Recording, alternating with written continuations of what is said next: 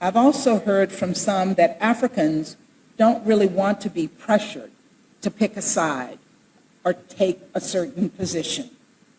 I understand that. None of us want to repeat the Cold War.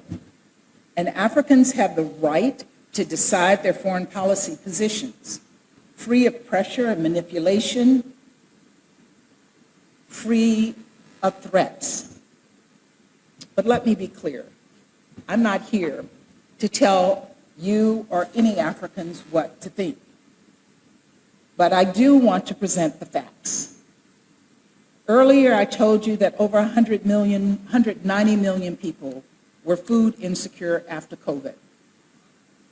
Well, since Russia's unprovoked war, pressure and manipulation, want to be pressured.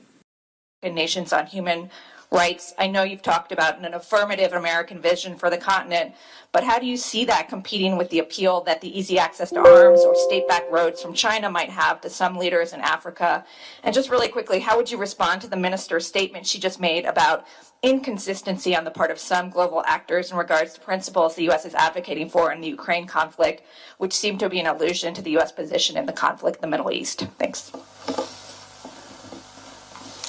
Well, let me start this time. I'm glad that Secretary Blinken has confirmed that America is not asking us to choose. I don't recall any attempt by the United States to do that. But in terms of our interaction with some of our partners in Europe and elsewhere, there has been a sense of patronizing bullying toward you choose this or else.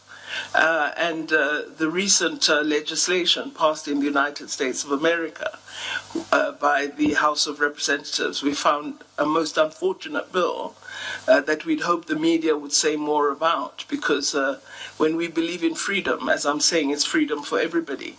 You can't say because Africa is doing this, you will then be punished by the United States. So that's been a disappointing passage of legislation by one house, and we hope the other house will not agree to such offensive legislation. So indeed, it is important that all of us accept our ability to hold different opinions. We are, after all, sovereign nations that are regarded as equal in terms of the United Nations Charter. We may differ in terms of economic power and economic ability to influence development in different parts of the world, but what will make the world work is if we respect each other. This is very, very important. And one thing I definitely dislike is being told either you choose this or else. When a minister speaks to me like that, which Secretary Blinken has never done, but some have, I definitely will not be bullied in that way, nor would I expect any other African country worth its salt to agree to be treated. Russia, I've tried so many times to explain to so many people. Russia is a very negligible economic partner for South Africa. Our trade with Russia is less than $4 billion annually, compared to the $20 billion that I referred to earlier with respect to the United States. So this fear that we exist under some push is, I think, a totally, really unfounded belief in the relationship that we have with either country. And we've been quite clear in saying we really advocate for peace, because we knew what would happen.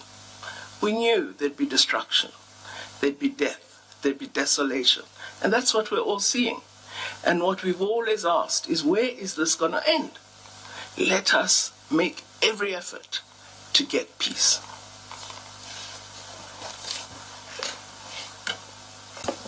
Thank you very much for the question.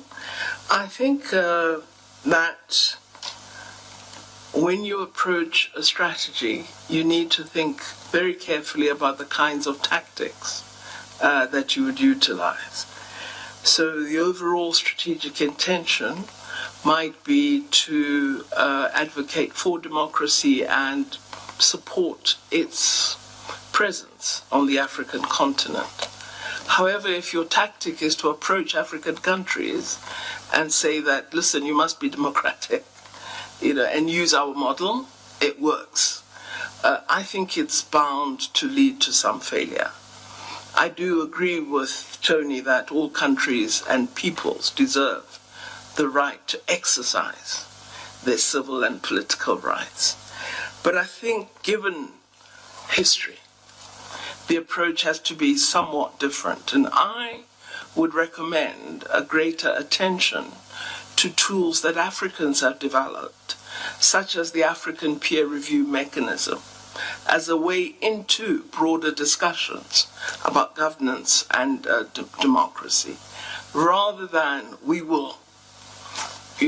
there are 44 African countries that have now agreed to be transparent and evaluated under the African peer review mechanism principles of democracy and good governance. An extremely important tool. We've already had over 40 such evaluations. Let's discuss the outcomes of those reviews with each of the African countries and look at areas where it was found there are gaps that must be addressed, and look at how we work together. And in that way, you build a platform toward the objective you eventually seek to achieve. But to come in and seek to teach a country that, we know how democracy functions, and we've come to tell you, you do it, it will work for you. I think it leads to defeat. So we need to think in different ways. I also think that one of the lessons we also need to learn and perhaps draw lessons from, one of the experiences we should draw lessons from, is the reality that there has been a lot of external interference in Africa. And a lot of that external interference has fueled conflict in many African countries, has fueled instability, perhaps better than myself. This is a reality. So in my view, while there may be concern about Wagner Group or Van Dyck, which is another security group which was in Mozambique, there's also a concern about countries that have mineral interests in African countries and are there as a destabilizing force.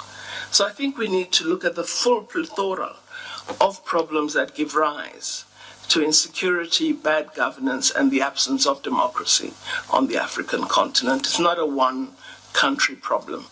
It's a world phenomenon which results from Africa's rich mineral wealth that has made it a significant target of external players that don't always have the interests of Africa at heart.